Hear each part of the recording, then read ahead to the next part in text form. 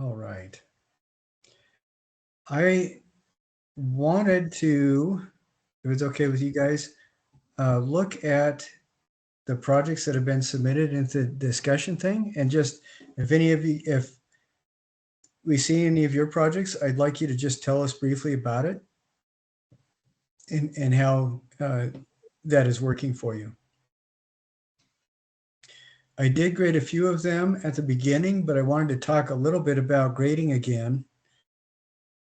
What happens if you get a 0 on something?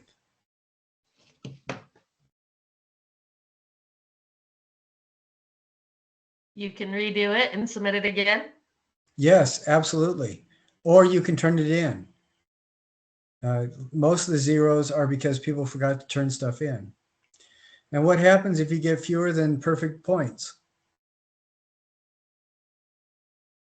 You can edit it and turn it again. Yeah, absolutely. Just look at what I've said, remove all the swear words, and then you can go ahead, you can turn it back in.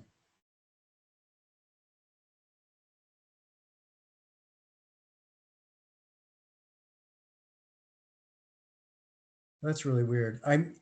I'm scowling a little bit because I just found this view everybody mode or together mode, and it has this stadium seating thing, and then it just shows a couple of the pictures of people participating. Just a little disconcerting because not everybody's to scale.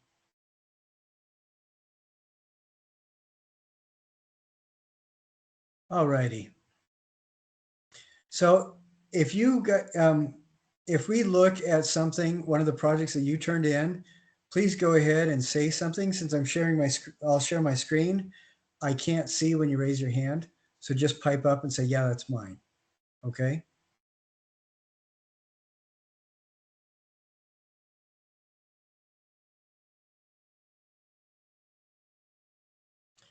Okay. Is Aubrey here? Yep, I'm here. Okay. Could you tell us just briefly about this? Yeah, for sure.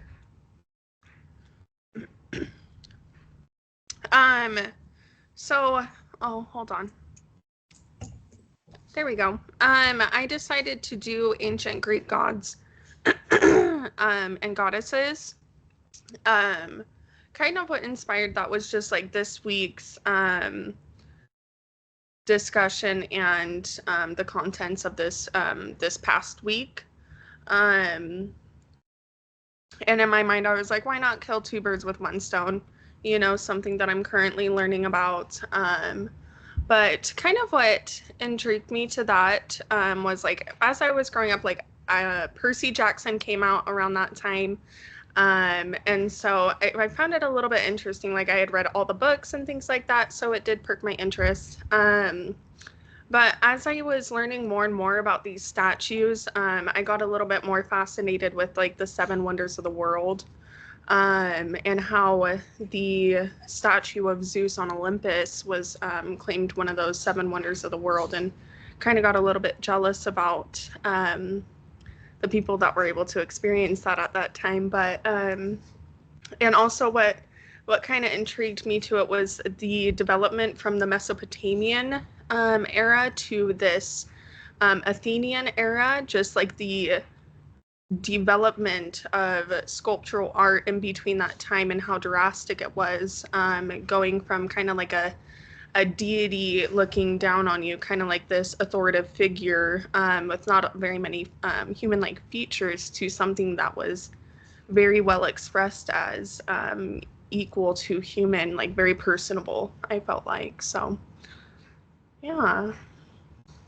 That's really fascinating, and I like your approach with that, where you're interested in the change, because most of the time I hear from art historians it's because people didn't know how to do realism before then.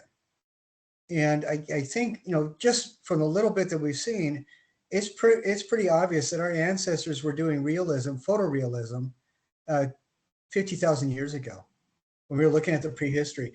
When you can identify the species of antelope because of the cave painting, it's that's pretty big evidence that they were photorealistic. But we talked about what was the big difference, for the Greeks. This idea of proportion being a symbol for deity, and so that realism, that pseudo realism, that hyper perfect realism became symbolic of godliness, and that's something to keep in mind as we look at the different things. There are some elements of stuff where perhaps proportions are off because they didn't have the space, but most of the time, I think it's a pretty fair assessment to say that we see things that express what was important to the maker or to the maker's society as opposed to their skill level. And I like your approach. Now this music, this is really intriguing to me. Is Ammon here today? Okay. What is fascinating to me about this is it's very difficult to know what sound was like for other people. Most of that is extrapolation, but it's not extrapolation in a vacuum. There is some pretty solid evidence for tool use and instrument making. Like there are some Paleolithic burial sites where flutes and drums have been found. And so I think that kind of a thing is really very interesting. I love that. I love that. Is Ryan here?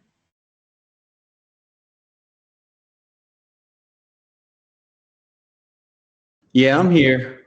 Could you tell us a little bit about your project, just really briefly? Yeah, so since we're doing, it's pretty early on in art history, and like a lot of people are super, had archaic technology, and I had previously seen some really cool, very intentional geometric patterns and designs at a certain river valley, and thought that I'd photograph them, and kind of thought like photography, like new medium meets like, an old medium, to kind of appreciate what they've done. Well, I'm going to see if I can pull this up. So this is yours, photographing the landscape in the area. I think that's a really interesting thing. And I love this where we see that, look at the designs and with good photography. Yeah, that last one there was an attempt at a portfolio worthy photo. So yeah, this is nicely done. thank you. And you see a lot of the newspaper rock photos, for example, that are just made by somebody like me. So this is good. This is nice.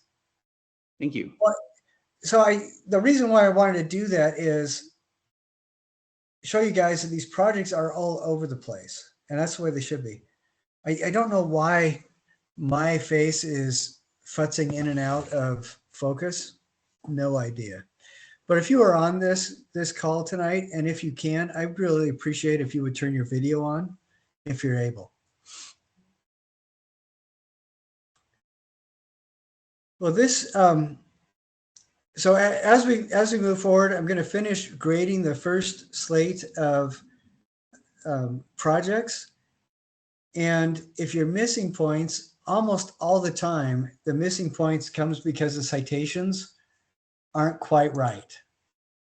And that's pretty much it. And for the most part, sometimes, like I do see a couple where the person submitted the wrong kind of file. And the only files that Canvas will allow me to access are docs, PDF, WAV, MP4, and MOV, pretty much. And that's it. Anything else, you'll get a 0, and I'll just write a comment and say, hey, can you please just translate into one of these files?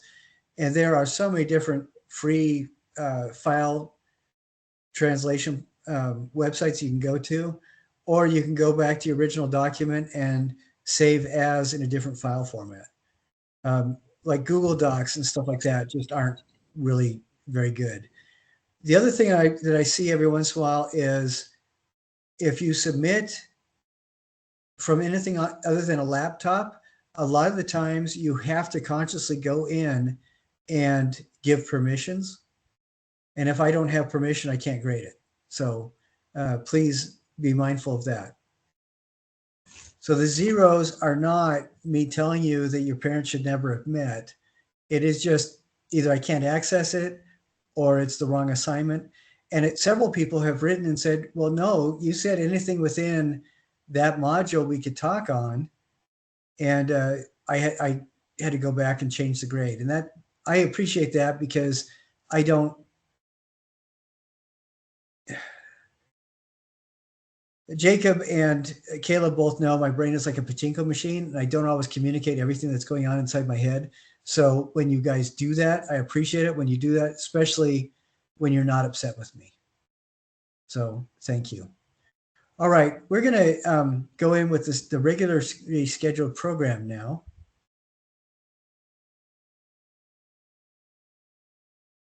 And we're going to talk about two different areas, Indus and Chin. Indus is a river valley that is pretty much all across central and western India. And this is where some of the earliest, most advanced civilizations the world has seen has shown up. Some of the others have been Turkey, like we're talking about. There's areas in Africa, like sub-Saharan Africa has some really astonishingly ancient stuff showing up. Zimbabwe, Ethiopia, as well as Egypt. There's just some really amazing things. And do you guys remember where some of the oldest human-made structures in the planet have been found? Rivaling the dating of the oldest tools in China. You guys remember?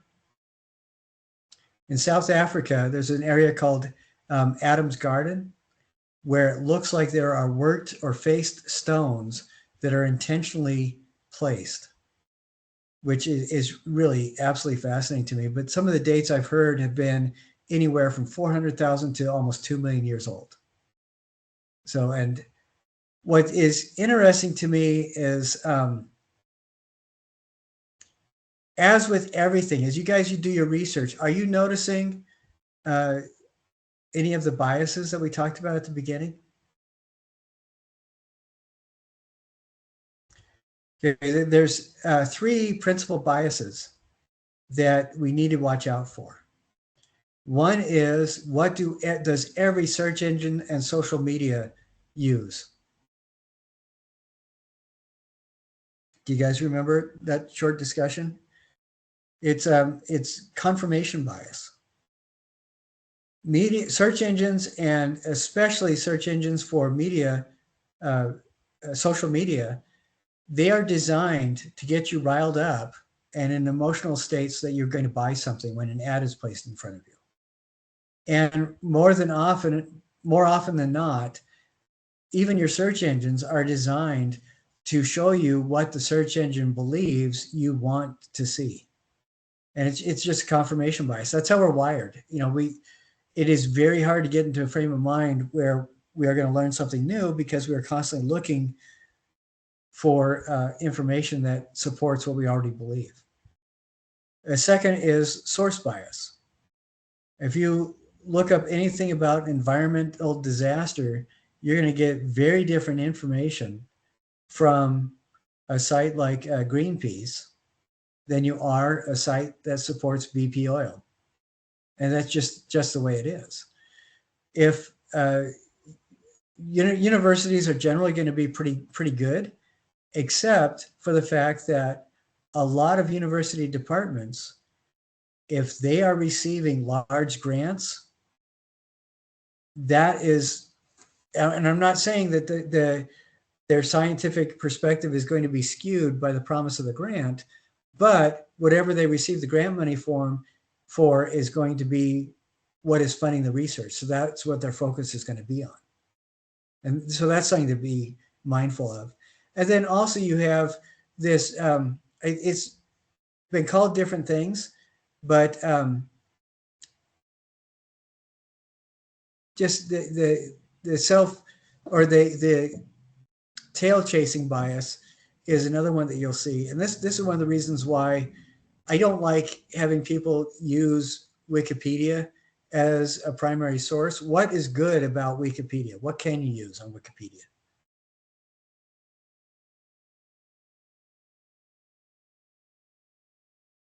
If you scroll down to the bottom of every article, there's going to be sites that the person writing the article has used. Go to those sites and use those.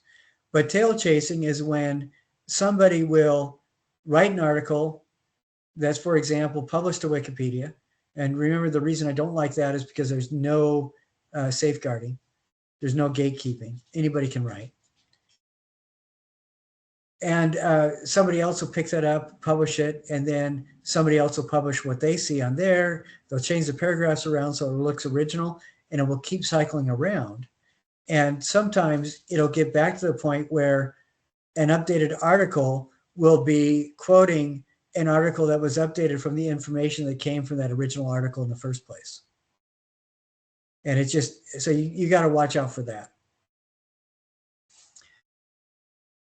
The reason why I say all that is as we look at the age of things, as we look at some of these things we're going to be looking at, especially when we start getting into colonized areas, what we're going to see is dates are going to start showing up that are all over the place because it is in the interest to the people who have colonized to make sure that there was an established civilization there before they brought their civilization.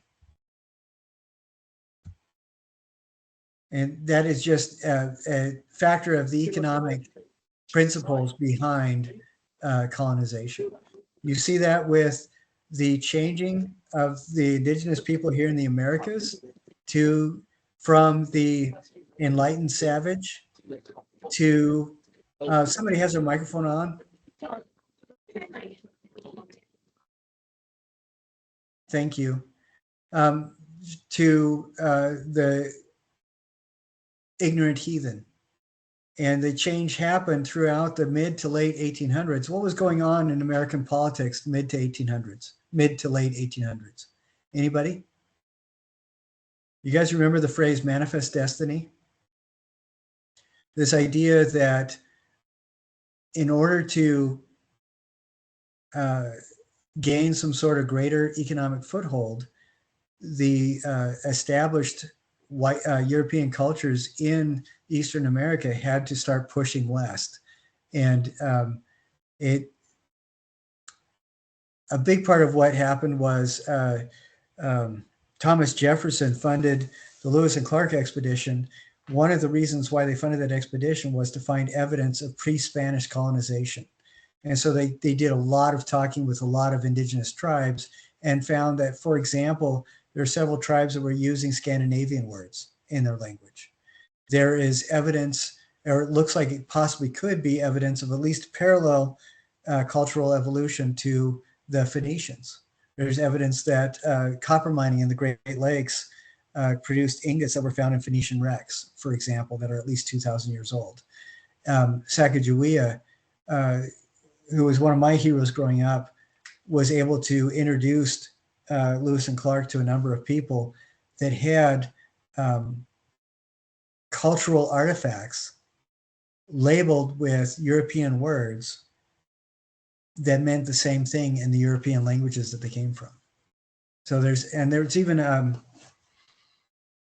a watershed stone marking a watershed for the King of France, which is really interesting. So very interesting stuff that was not Columbus. Anyway, but that we'll get into that when we talk about the Mississippi River Valley. But the reason why I say all that is that as we look at this stuff, be really mindful of dates, because who were the big European colonizers of India?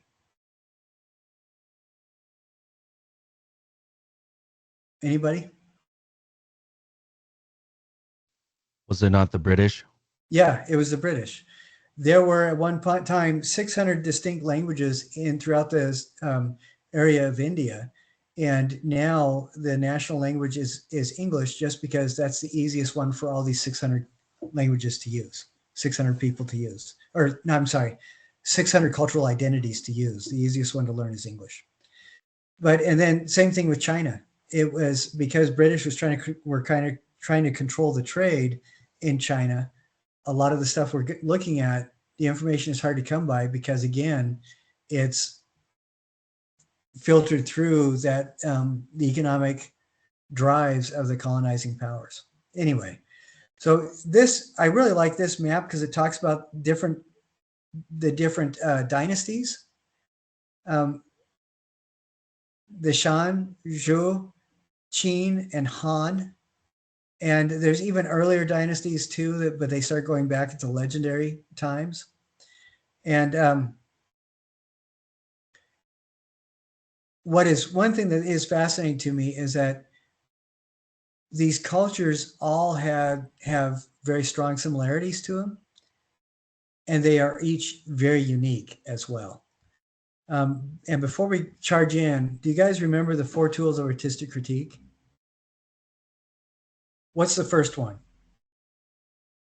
Describe. Excellent. What's the second one? Analyze. Analyze. Excellent. What's the third one? I'll give you a clue. It starts with an int.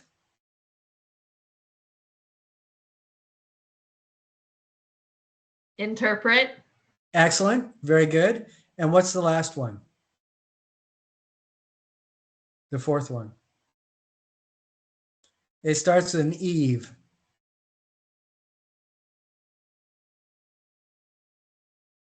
Evaluate. Excellent. Very good. All right. Jacob and Caleb, you both get a single gold star. Brittany, you got 2. Stapled right to the center of your forehead. All right. And these areas, I mean, you look at this area in India, there's the Indus River Valley is like the Mesopotamian area. There's all these rivers, there's all this rich, fertile area where people can come together and build a culture. One of the things that marks, or the reason why cultures are so significant is that what this means is that a big enough group of people found that they could survive better and be more productive by sharing responsibility and cooperating.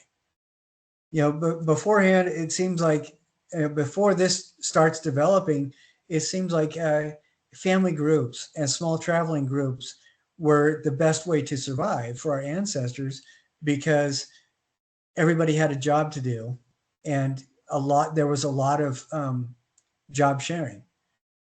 But if you get into an area where you don't have to constantly move around to survive, if you get into an area where you can start experimenting with, for example, crossbreeding plants or crossbreeding animals, then you start developing into a community where you can specialize. Like one person can start teaching people how to make clay pots, because there are going to be other people that want to use the pots and can help provide them with food, and will respect and reverence their ability to create pots. You know, that's super simplified, but this is one of the reasons why we see cultures start developing in the Indus River Valley, in these areas in China where you have a lot of fertile space, where people can grow together in communities and they can cooperate. And I think that this is interesting because it really gives a lie to what all of us were taught about what Darwin said. And it really helps us to understand what more and more anthropologists are sharing today, that evolution is not driven by survival of the fittest at the expense of the weakest. It seems like evolution, particularly for human beings, is driven by capacity to get along, which I think is really fascinating, because that flies directly in the face with what all of us were taught as we were growing up, doesn't it? that humans thrive best when we cooperate. And I just think that's really interesting. Now, you do see right here that I have a link I want everybody to watch. Tongue in cheek, take it with, a half a pound of bag of salt. Ancient aliens, ancient nuclear energy at Mohenjo-Daro. What is fascinating about Mohenjo-Daro? This site was dismissed for a long time until people that were indigenous to India started gaining their own degrees and started exploring their own history, which I think is really interesting. But Mohenjo-Daro, in the center of the city, there is a site where the rock seems to be fused into glass. It is a process called in situ vitrification that was technologically achieved in the Hanford site of the Manhattan Project in the late 80s, early 90s, where thousands of volts are charged to the ground and the rock and dirt is actually turned into glass because it's heated up so hot. In Mohenjo-Daro, this native Indian anthropologist discovered that there is a site where the stone is turned into glass, and he found several skeletons of people with their feet pointing towards this, looking like they had just been knocked down. And what was really weird to him is that their bones were never predated. There were no animals touching their bones. And of course, the ancient alien guys got a hold of this and decided, oh, this must mean that there was a nuclear attack, which seems to explain that. I don't know if that's true or not, but it'd be so awesome if it was. Anyway, how many other people think that would be awesome if it was evidence of alien nuclear attack? Wouldn't that be so cool? I would love to live in a world where that was a real possibility. Anyways, the videos that I do want you to watch are these ones about Harappan civilization, 5 things you should know, civilization facts, all this kind of stuff. What is these people were contemporary to the Mesopotamians, the Egyptians, all these other guys that we've been looking at. And this right here, it's a 17-minute video. I really want you to look at that because it gives you an introduction to a lot of the different arts and crafts that people did create at this time. But the one that we're going to be looking at is a much shorter one that talks a little bit about this. And I'm also wanting to look at a little bit about pottery. So we'll look at the pottery first. In just a sec, I have to get past the irritating ads. Okay, here we go. And for everybody who is joining us after the fact, I don't know if the algorithm on YouTube algorithm will allow us to watch this, but definitely watch it later on. I'm sorry, what I mean by that is if the YouTube algorithm says that by including this in our class video, it's a breach of copyright, make sure you watch it on your own.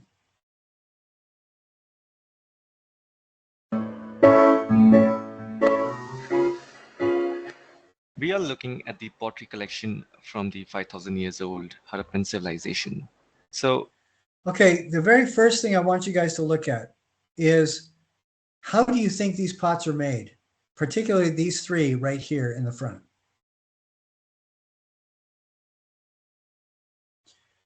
Now, remember, there are 4 principal ways that pottery is made all around the world.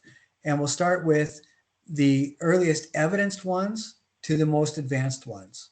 I'm sorry, advanced is the wrong word. I mean most contemporary, all right? Because it is really hoity-toity, super snooty to assume that what we're more familiar with is more advanced. Okay, so the earliest evidenced is pinch pot. We take a glob of clay, you stick your thumbs in, and you start squishing it around, all right? Second is a coil pot.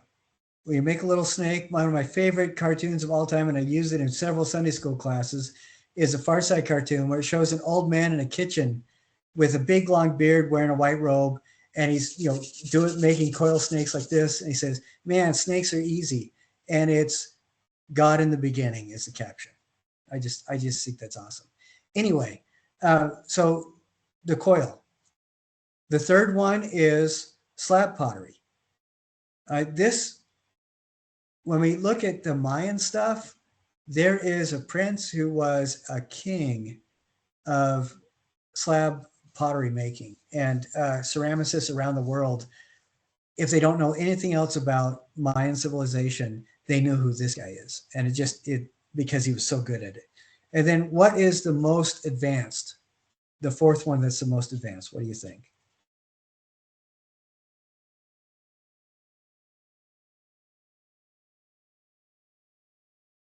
I'll give you a clue. Throwing.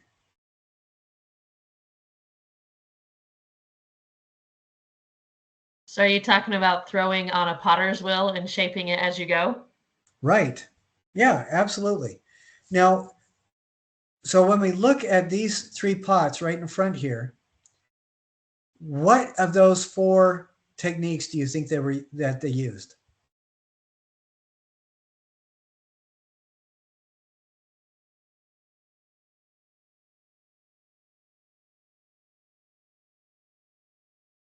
Didn't they throw them in pieces on a potter's wheel and then connect them together after?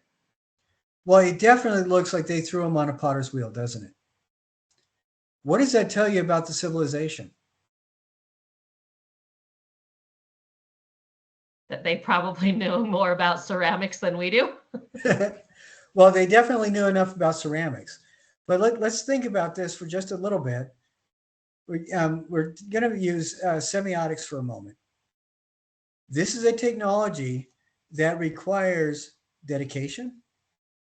You have to be learning how to do this, and you have to have a dedicated workspace to do this, right? It's going to take a significant amount of time, both to throw this. The person most likely has an assistant, and you're going to have, since you're doing this, most likely these are going to be fired. So they have to be technologically advanced and coordinate an effort enough to create a kiln that they can fire these in. What does that tell you about what's going on in the civilization? Are these guys moving around first? No, they're going to be staying put. Are they going to be collaborative? Absolutely. Are they going to be cooperative? Absolutely. People are working together. People have established routines. They are supporting each other. There is some sort of economic exchange going on because this person, obviously, they know what they're doing. So they've been supported long enough that they have created mastery in this particular field, which means that other people respect the work that they're doing and they're willing to pay for it. So this tells us that this civilization is pretty structured. We have no idea of what their politics are or anything like that, but by just looking at the fact that they are throwing these pots on a wheel, it tells us that there is a structure enough to society that people can sustain themselves doing specialized work. Isn't that interesting? Now I'm going to go back and share this again.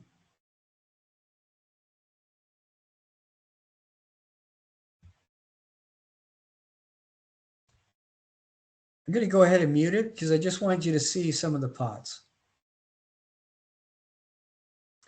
And these are the areas that they're found. What can you say about this wall right here? What do you notice?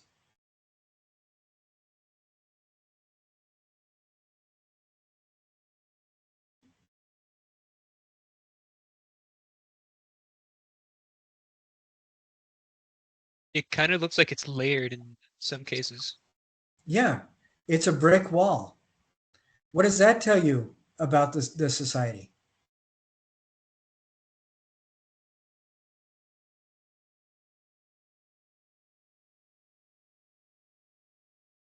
I think it confirms a lot of the extrapolations we can make seeing a thrown pot.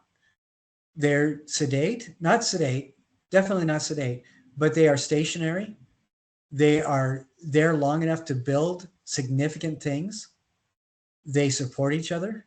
They collaborate. They cooperate. All this stuff is going on. And, this is thousands of years ago. So I think that those things are really important to be mindful of.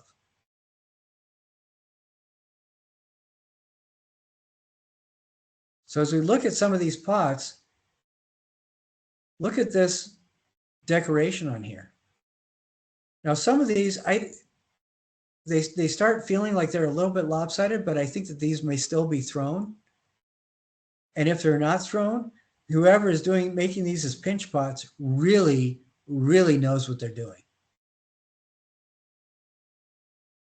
What can you say about the artwork on them? One of the things that people say is that I've actually seen a book where it talks about the birth of abstraction in 1911. These pots are well over 3,000 years old. Would you say this is naturalistic or abstract?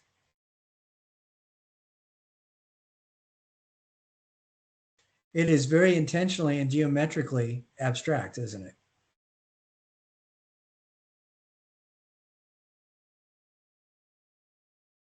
Look at this design. We have these kind of scales or scallops going on. I don't know what they represent, but what this tells me is that these people, whoever made these, they like their things to look nice. It's a Tomoko, every aspect, and Tapa, every aspect of the design has specific meaning. And whether or not that's true, the fact that somebody thought enough or cared enough to make a design, not just scribing it in, but to make it a different color, meant that people really valued their work, for one thing, but that the artist was supported enough and enjoyed their work enough that they could do decoration like this. I think it implies that there's experimentation and just enjoyment too. Now, what this arrow is pointing at is, do you guys see a foot on the bottom of this vessel, or this vessel? You see any sort of a base?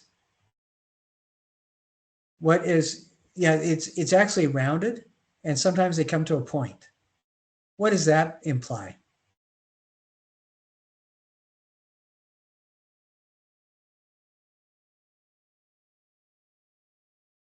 Well, they wouldn't stand up on their own, right? Wouldn't they need a holder or to be able to set them in something? That's right. Yeah, exactly. So these people are not, what that implies that these people are not living in tents, they are living in homes with furniture.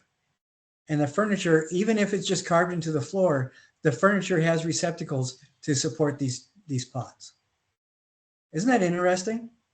So just looking at the vessels, we can learn a lot about the culture. Now, what do you think that this might be? What does it look like? Are any of you guys taking ceramics this year? This looks to me like, well, you could call it an athanor, or it looks like it's a big oven, or it could potentially be a kiln. I think that that's really fascinating.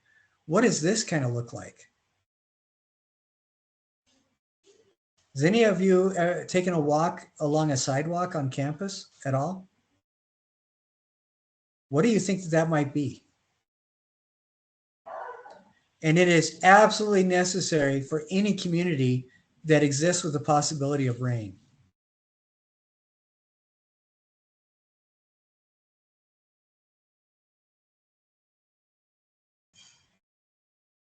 What do you think it could be? A gutter. Mm-hmm. Exactly. This is one of the things that is absolutely fascinating to me. Mohenjo-Daro and the Harappan civilization, it's actually, there's a whole lot of different villages, towns, cities in this whole area in the Indus River Valley that all date to about the same time period. what is absolutely fascinating to me is that there are a couple of things very consistent among these cultures. One is that they produce art that survived. That's interesting. You know, a lot of terracotta. They also produced a lot of bronze that survives. Another thing that's really fascinating is there doesn't seem to be a temple complex like we could easily identify in, for example, Göbekli Tepe or Mesopotamian cultures. You know, it doesn't seem to be a centralized temple complex like that. There are, however, big swimming holes, bathhouses, you know, community structures like that. Another thing that is really interesting to me is that there aren't stockpiles of or surviving stockpiles of weapons. They stockpile pots, but there doesn't seem to be stockpiles of things that are arrowheads or swords, which is really unusual because a lot of what we think we've learned about, like Sparta, for example, or ancient Greek civilization, or Mesopotamia, or Greek, or Egypt, there is surviving swords and knives and things like that. But it doesn't seem to be that way in the Harappan cities. But the thing that is most fascinating to me, remember that image of the gutters? Mohenjo-Daro and the Harappan civilizations had the most fantastically practical sewer system that the world has seen. And it was the most well-functioning sewer system until after the second London fire. So they had 3,000 years ago, they had a better sewer system than the modern world up until about 1920. Can you believe that? If you lived in the ancient days, would you rather have a stockpile of swords or a functioning toilet? And I'm thinking, if I was a time traveler, my hand would go up for the toilet, definitely. But I just think that's absolutely fascinating.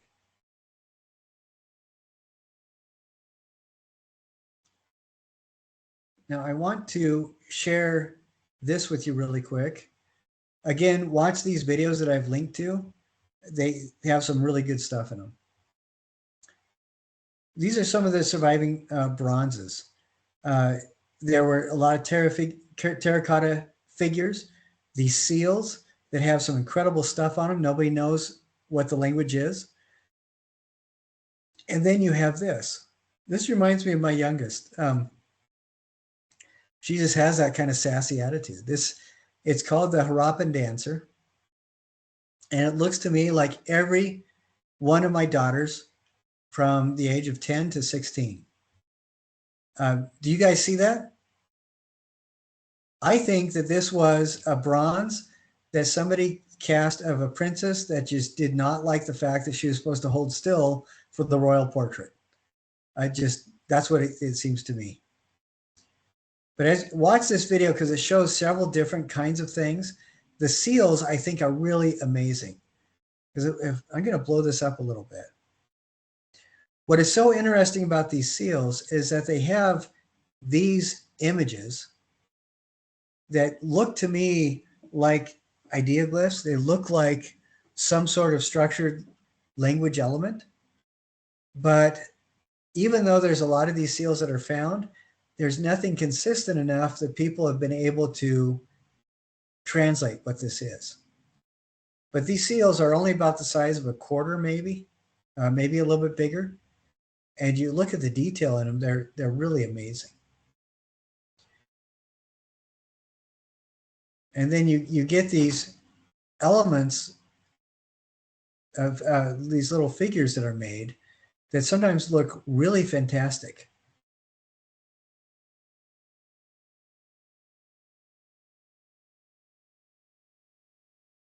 And it looks to me like they are intended to represent a human form.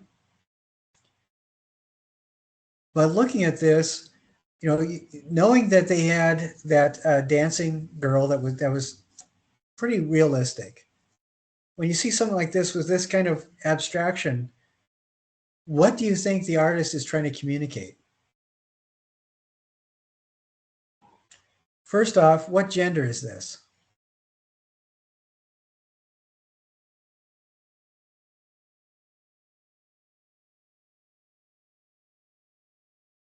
Anybody want to be brave enough and guess what gender this is?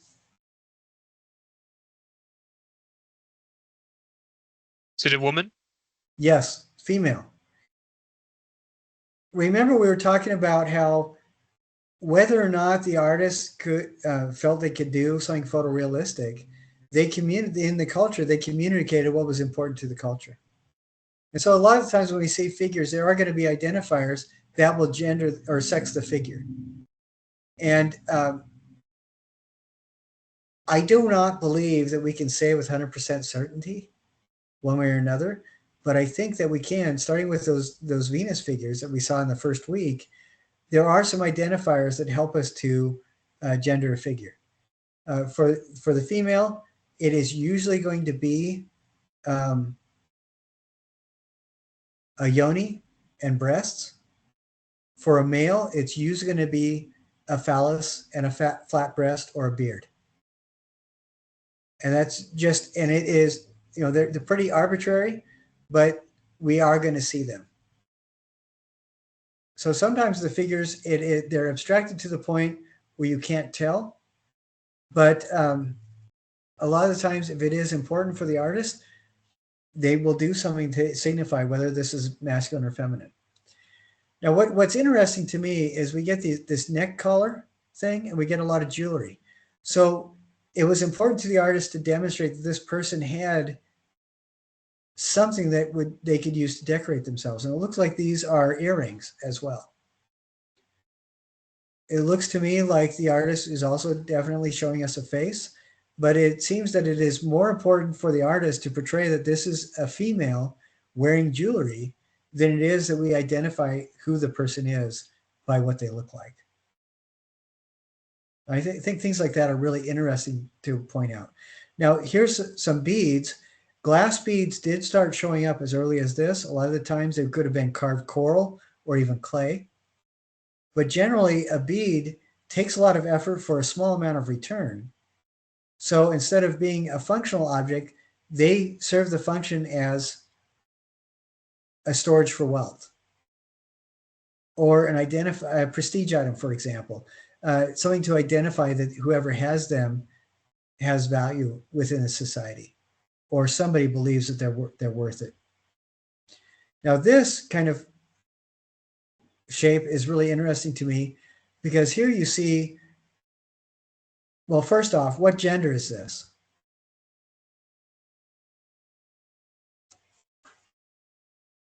Anybody? I would guess male based on the beard. Yeah, there's a flat chest and it has a beard.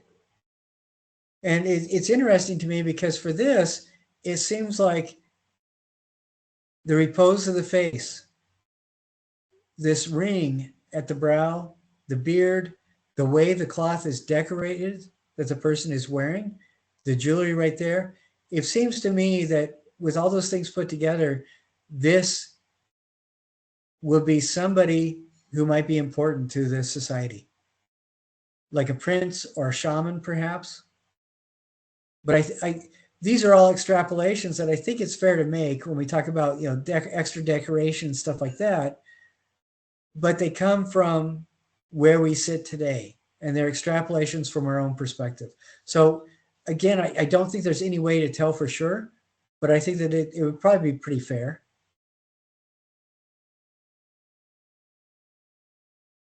And then we have, sassy girl. I just love that. I think that is really very cool.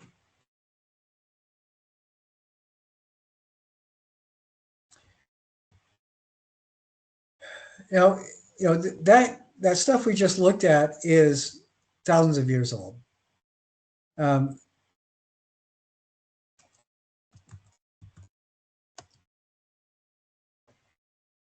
Let's see. I'm just the Harappan civilization.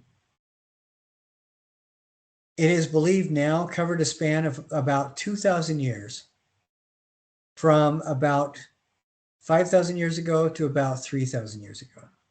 So that concurrent with Mesopotamia, concurrent with ancient Egypt, a lot of these really old societies. And so, but they covered a lot of ground. That's 2,000 years. They're gone now. People believe, well, a lot of anthropologists in the West believe it's because since they didn't have weapon caches, people came in and killed them and took over the land. The glaring problem with that for me is that you don't see a sudden switch from one style to another in the art. And you don't see evidence of mass graves that might accompany warfare.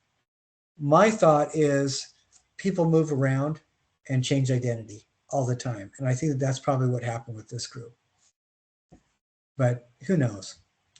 Anyway, I really want you guys to look at this because this talks about lost wax casting and ancient marble sculptures. But I put, we talked a little bit about Septimius Severus, the Rome's African emperor. But I want you to look at these videos as well really quick. And this is interesting to me because it gives a kind of a different idea about how we look at ancient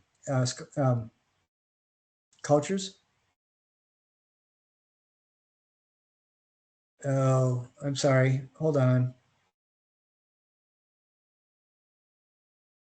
Okay. And this is something that I think is appropriate for a lot of the stuff that we look at. So, sorry, I'm hitting the wrong button. So we are going to watch this again. So we're watching a video, but be mindful. This applies not just to the Greek and Romans and Etruscans that we saw last week, but to most ancient cultures. When we see terracotta, all we see is the terracotta. We don't know.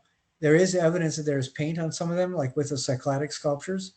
But keep in mind that this gives us an idea that things look differently thousands of years ago. And the bronze there is evidence that a lot of the bronzes were painted as.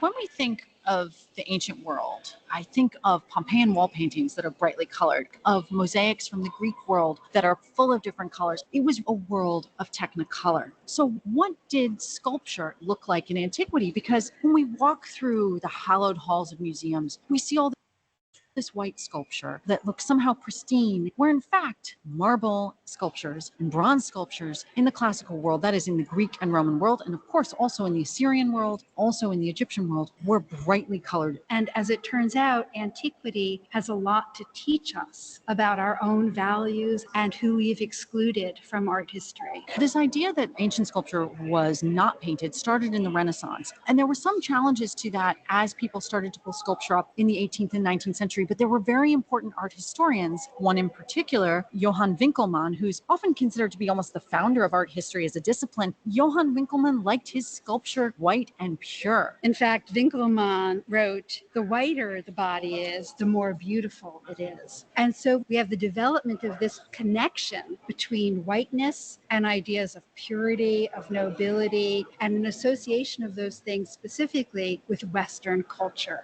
And this is where we are so fortunate to have modern science and technology and the working together of archaeologists with conservationists and other types of material scientists to study the marble, to look for traces of paint, because we know when sculpture was pulled up from the ground that in fact painting survived on many of these sculptures. And so one of the statues we're looking at is a reconstruction. Okay, we're not going to watch any more of that right now. I do want you guys to watch the rest of it. What do you notice right away? This is a reconstruction, and the reason why this reconstruction, I believe, is valid is because people were able to find microscopic traces of these pigments on this surface. Okay, so it's not extrapolation. It is what it looked like before the paint was scraped off. What do you see right away? What kind of impressions do you have?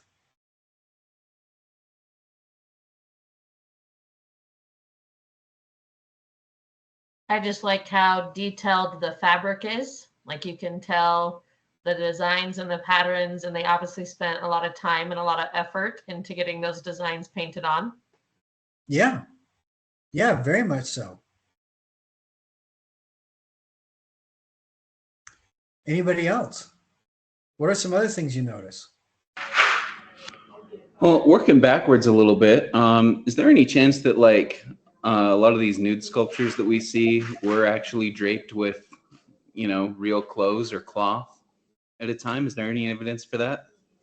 There is not any evidence disproving that. What is really fascinating to me is when we talked about the Cycladic idols, they were found in rubbish heaps that had decaying animal skins and stuff like that, things that look like it could have been potentially clothing.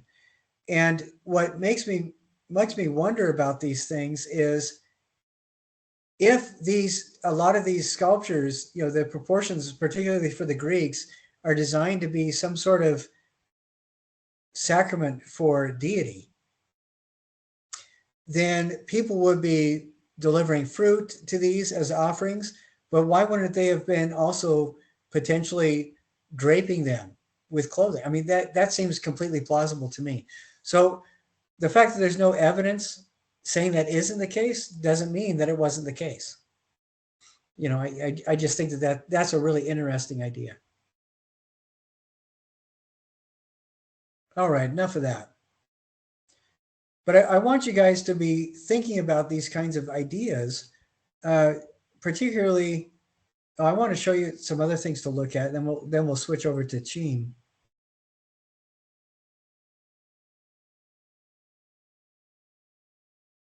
I like that kind of thinking where it's outside of the box. Just because you don't see it doesn't mean that it's not there.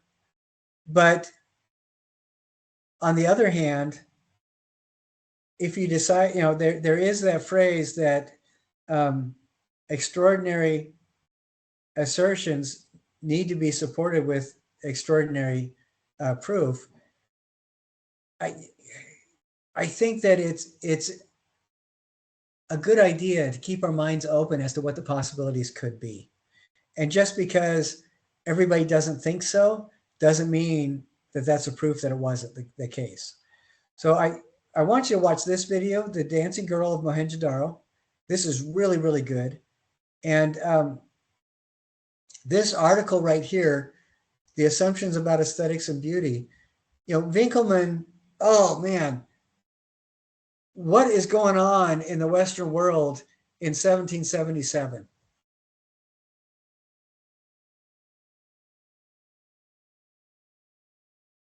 Anybody? What's going on in the United States, in South and Central America, in India, in Central Africa, in the Congo? What's going on? Slavery and the slave trade? Yeah, exactly. So, and where does Winkelmann come from? He is very European. And, you know, all these empires are making huge amounts of money through the slave trade. And the people that they've decided that they're going to make into slaves just happen to look different than they do. And that primary difference is a little bit more melanin in their skin. And at the early part, about 1725 is when newspapers start putting a wedge in between the indentured servants who are white Europeans and the black slaves by developing an idea called that there's some sort of difference in humanity through skin color. And it's really fascinating to me that Winkelmann would say that white represents purity. And I'm not just pulling this out of my butt. If you look at critical race theory today, the three leading developers of the critical race theory model make a pretty good argument for the development of the racial divide in 1725 as people are more and more furiously putting energy into justifying the slave trade, which I think is just really interesting. But anyway, here we're talking about, this is a really good video, Victoria Albert Museum, where they actually walk you through lost wax casting and that process. And then this is also an emperor's face cast in bronze, and then even a foundry tour. Definitely watch those. I think they're really, really fascinating. And this all makes kind of a lot of sense because all the stuff that we're looking at is from thousands of years ago. The painting on ivory, most of it is not going to survive. The painting on clay, a lot of it is not going to survive. The painting on bronze and marble, a lot of it is not going to survive. Now, somebody had asked last week or whatever, did blue not exist before we had the word for it? It definitely did.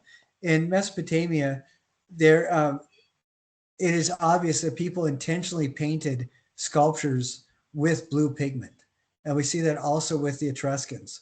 And it started showing up about 400 years in the Mediterranean before the word blue was developed. So, it was there, but it is interesting that if we don't have a word for it, it's really hard to think about it and talk about it, even though it's evident that it was there. So one of the things that I really love about Chinese history is that about 5,000 years ago, the Xia dynasty is the dynasty that really predates all human dynasties.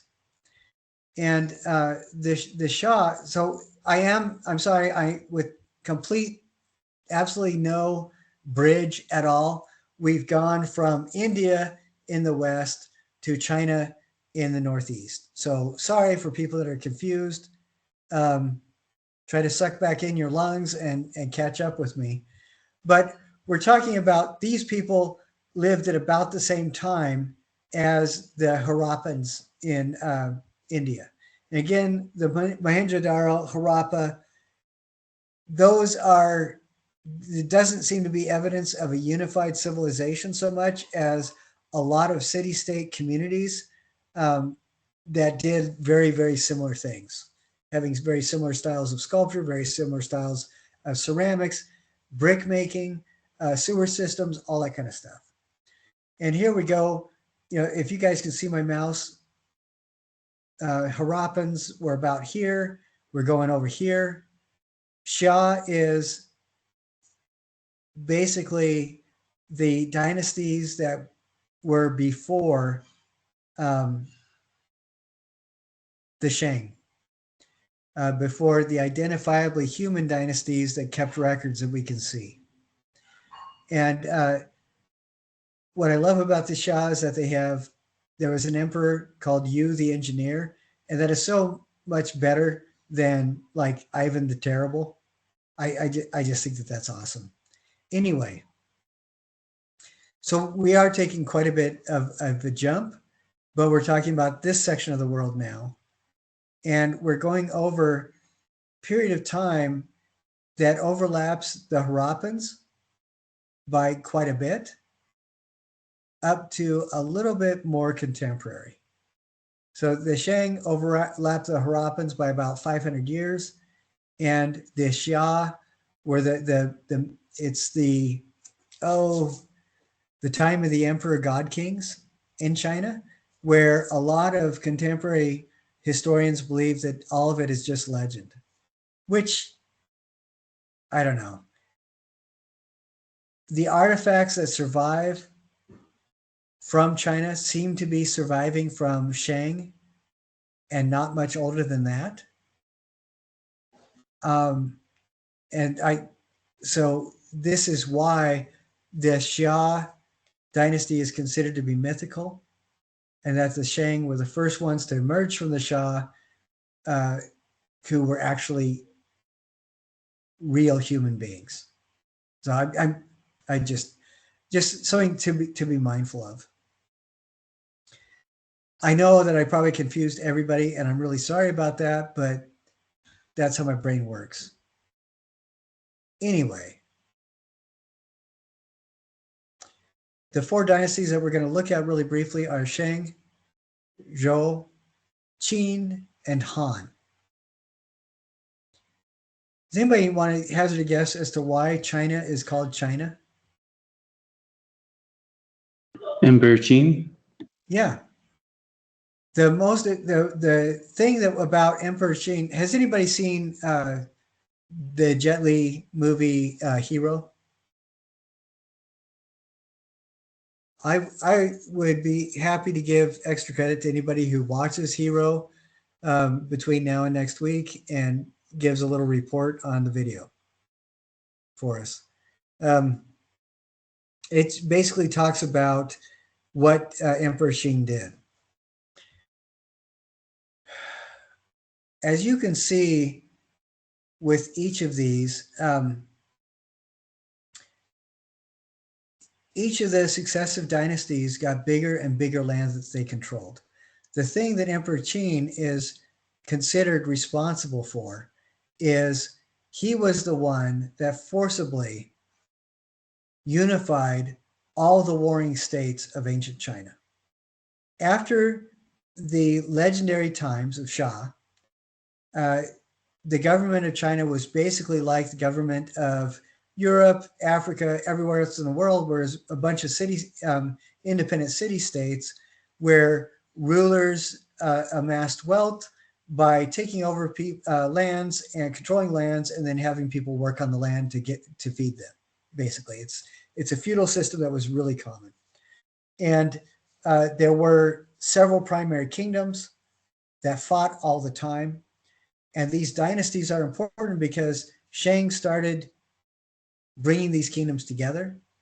Zhou did that a little bit more. And Qin is credited with uniting more than everybody else all the warring states. And that lasted for a short amount of time. But it was a big enough impact on the cultural history of China that made the Chinese people feel that they were Chinese. And, it created a cultural identifier.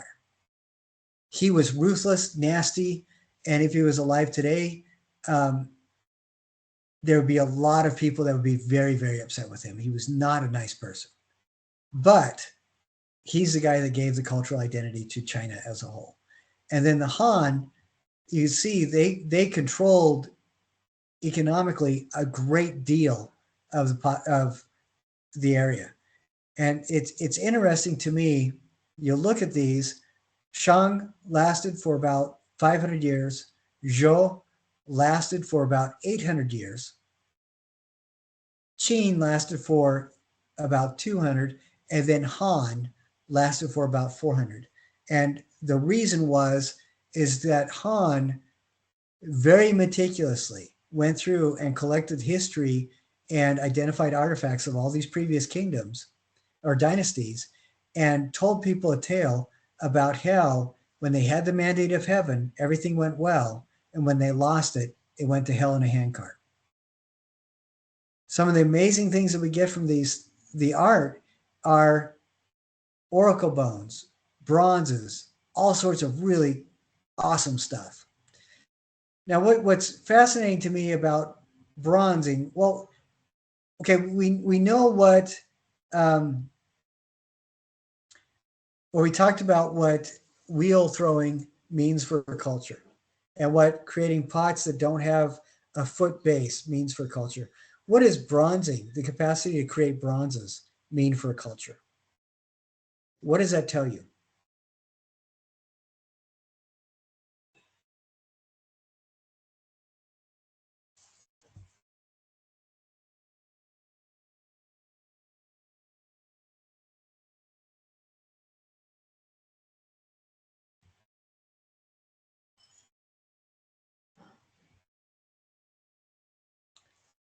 Okay, first you have to have a culture that values metals to the point where people are going to be mining them. They have technology that's strong enough that they can extrapolate the metals, pull them from the earth and purify them so they can be worked. They also have to be technologically advanced, potentially communicating with other cultures around them to develop the technology to figure out how to make a bronze. Now, straightforward sword making, straightforward forging is very different cognitively than casting. With forging, it is it is a powerful technology that is directed towards applying kinetic energy directly to the metal itself to form it. When you're doing casting, though, you're thinking about what you want the item to look like. You're creating it first out of a material that can be completely removed and burned away. And then you're figuring out how you can take this expensive, highly processed material and cast it into the cavity so it doesn't change shape so much that you ruin the object that you're trying to make. So there's a lot more cognitive processing that goes on. Technologically, forging and casting are very similar, but there's a cognitive extrapolation with the casting that is not present necessarily with the forging, which I think is really interesting. Now, we only have 20 minutes. I want to watch this really quick.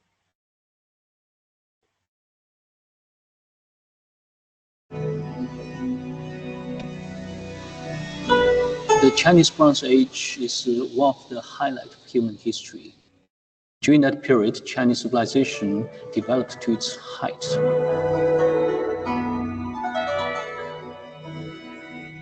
In the West, bronze was discovered to make tools and weapons. But in China, it's mainly for casting ritual vessels.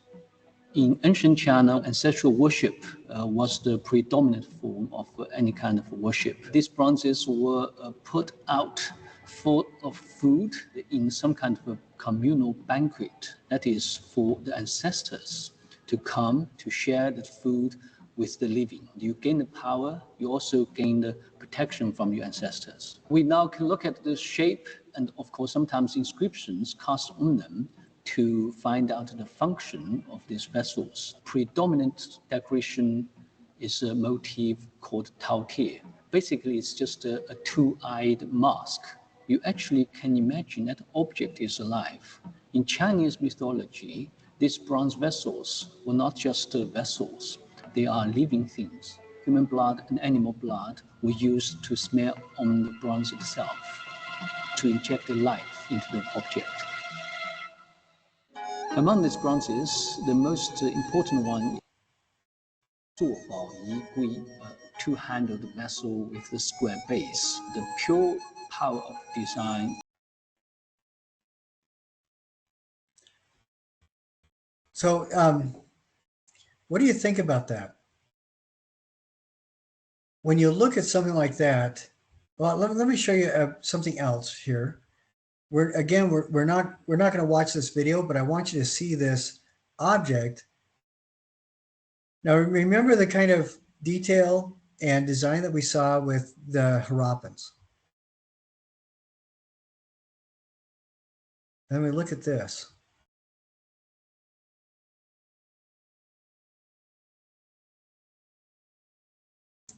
What's going on here? Does anybody want to apply the first tool of artistic critique and describe this object?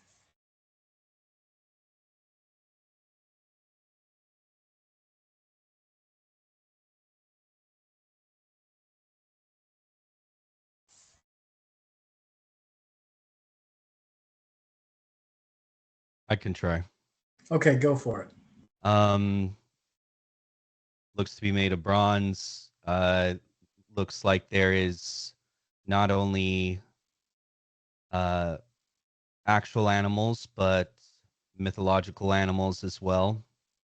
Looks to be a snake on the side. Yeah. Yeah, there's a lot of stuff going on. Like I see a mouth and teeth, I see an eye, I see a horn right here, I see the snake on the side. I see a number of different animals mixed in. And if we go back and look at the dancing girl, this is not a really good picture of it, but I think you remember.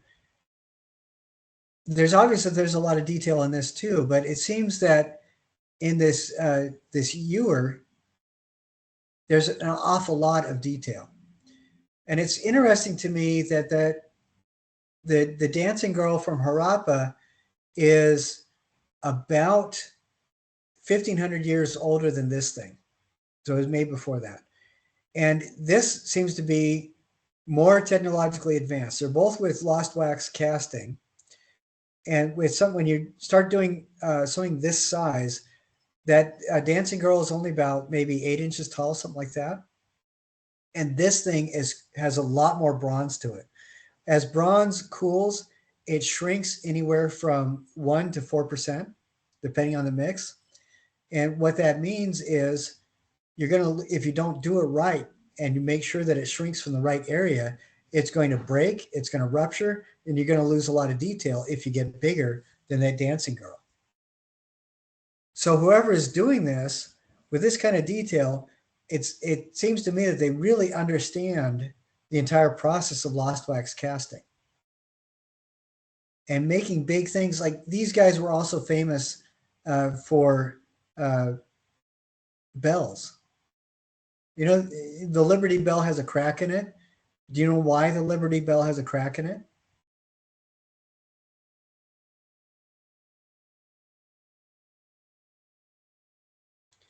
The bronze cooled too quickly, and it created a fissure. It was too thick, cooled too quickly, and it shrunk too rapidly, making the crack. And these guys, you'll look at the Chinese bronzes, and it's obvious that these guys were able to solve those problems. And I think it's just fantastic.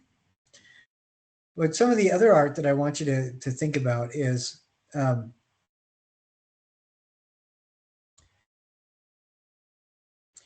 we're not going to listen to this video. I do want you to watch it.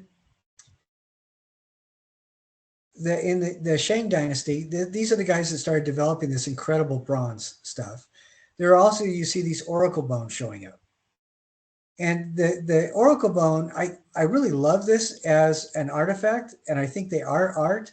They almost become like a scrimshaw where the spirituality behind it is a lot more important. The oracle bones that the Shang started developing, they would take ox bones. Actually, there's evidence they would sometimes use human bones as well. They would and this would often be a shoulder blade. They would inscribe these with images and messages that were magical in nature. And then they would heat up a stick or a poker, and with that heat, they would apply the heat to the bone and then read the cracks, which I think is really interesting. But it's more of an organic art form that is hard to say there's a specific master of it, other than to see that people did use these for specific purposes.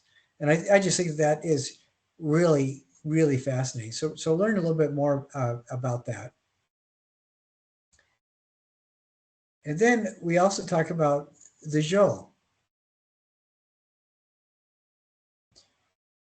Who knows what this is? This image. Who's seen this before? Isn't it the terracotta warriors that they found like as part of the tomb?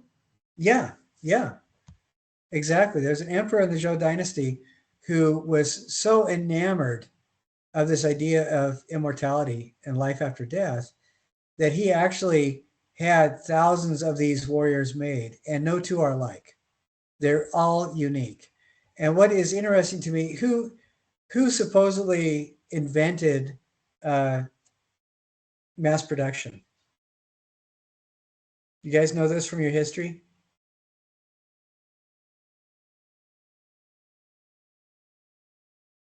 I'll give you a clue. His name starts with Henry.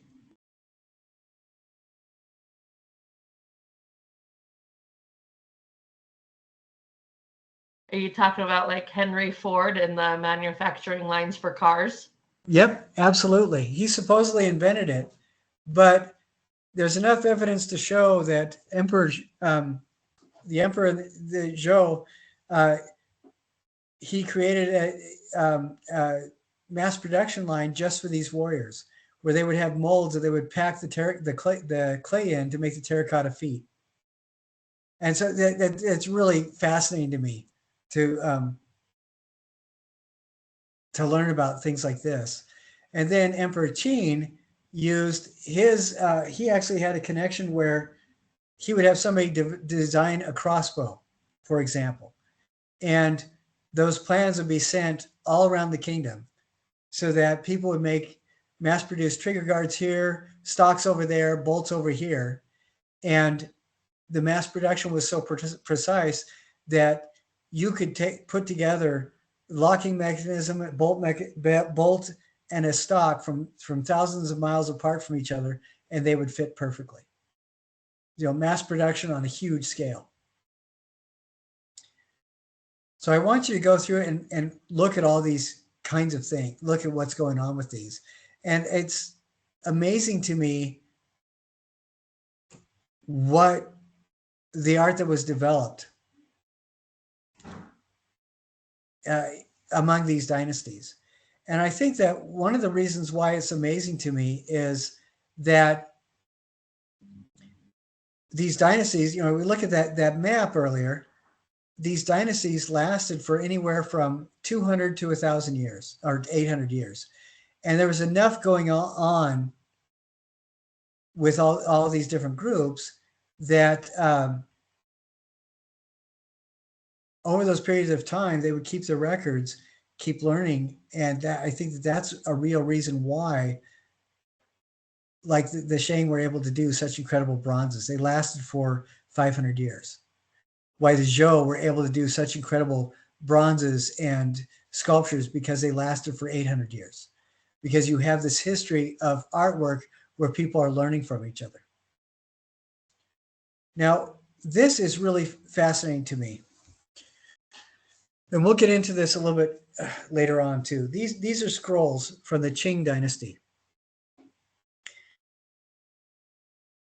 One of the things that starts developing by the time we get to the Han is this idea of the mandate to heaven. Remember, I mentioned that earlier. And the mandate of heaven is what they use to justify the strength, the durability, and then the fall of different dynasties. You know, if an emperor only reigned for a couple of years, he didn't have the mandate of heaven.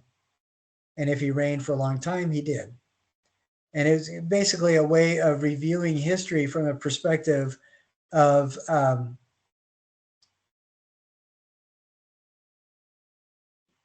justifying events with a godly hand after the fact. And we get into a discussion of Confucius. Confucius was a middleman,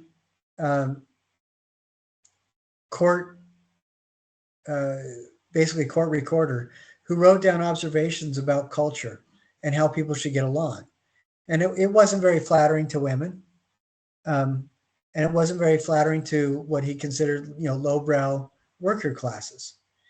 But what was interesting is that it started to identify a way that culture could be stabilized. And with this, you get some very interesting painting going on. And this is why I want you to look at the paintings as well. But one thing that you'll notice as you look at the paintings is that they're very formalized. And this is evidence of the influence of Confucius, but of more than that, of how the different dynasties use Confucianism to regulate the population or to regulate culture. What is interesting is that in Confucianism, in Confucianist painting, there would only be a set number of brush strokes. There were only a certain number of strokes, and you could only use, in High Confucian painting, you could only use black ink. And the idea was to symbolize the very rigid structures of society being able to be used to create magnificent things. So you'd have this magnificent painting that's only done in black ink with only 6 different strokes. And you get these amazing painters that could do phenomenal things. It's a very stylized, beautiful landscape. But the other thing is that you'll see in a lot of Chinese art that is founded in this ancient view on art that's over 2,000 years old, you have stylized landscapes, you have stylized people that again are stylized. It's to manifest something like what the Greeks did, where to manifest an aspect of religion or religious perspective, where the stylization is to give you an ideal to strive for, an ideal of poise, an ideal landscape to think of. When you think of what a mountain should be, this is where the Chinese sense of beauty comes from, this idealization using simplified strokes as a metaphor for societal structure, which I think is really fascinating. So I definitely want you guys to watch these videos. Look at them as many as you can. But there is an awful lot of art to cover, and I am kind of sorry about that. Not really. There is some really fascinating stuff, but I definitely want you to watch the videos about the history of Indus or the Harappan area and the Indus Valley, as well as the overall history of China.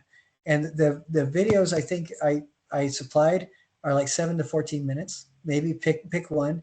We'll watch as many of the videos as you can. And what I would do is start by looking at one video from each of the cultures. And then if you have time, go back and watch the others. So does that make sense to everybody? And those videos will give you history and also show you some of the art. And again, the weekly reflection, you can cover anything. And if you want to look at anything more in depth, explore that with your, what are your projects? Okay. Any questions before we break for the weekend?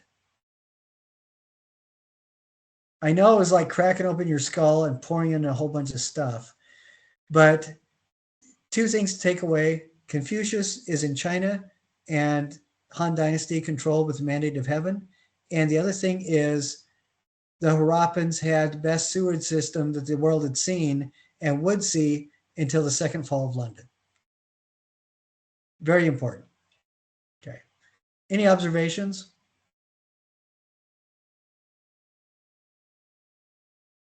All righty. Well, I hope you guys enjoyed our time. Thank you for bearing with me. And I will look forward to seeing everybody next week.